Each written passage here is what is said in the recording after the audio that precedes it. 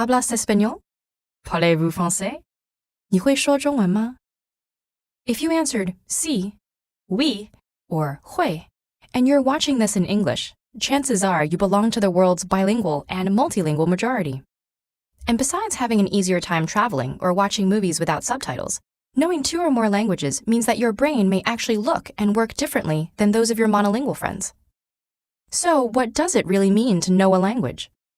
Language ability is typically measured in 2 active parts, speaking and writing, and 2 passive parts, listening and reading. While a balanced bilingual has near equal abilities across the board in 2 languages, most bilinguals around the world know and use their languages in varying proportions. And depending on their situation and how they acquired each language, they can be classified into 3 general types. For example, let's take Gabriella, whose family immigrates to the US from Peru when she's 2 years old.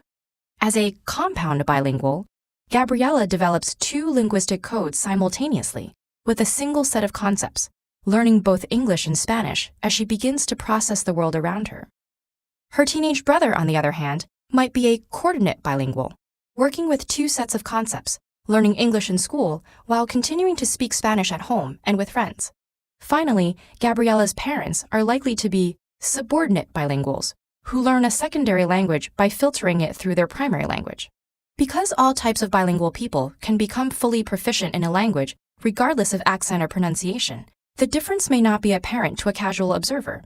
But recent advances in brain imaging technology have given neurolinguists a glimpse into how specific aspects of language learning affect the bilingual brain.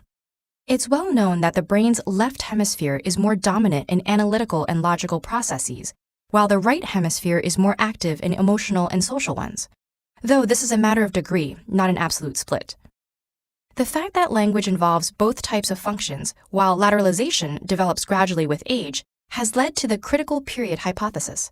According to this theory, children learn languages more easily because the plasticity of their developing brains lets them use both hemispheres in language acquisition, while in most adults, language is lateralized to one hemisphere, usually the left.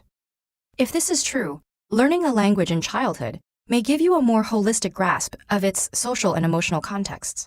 Conversely, recent research showed that people who learned a second language in adulthood exhibit less emotional bias and a more rational approach when confronting problems in the second language than in their native one.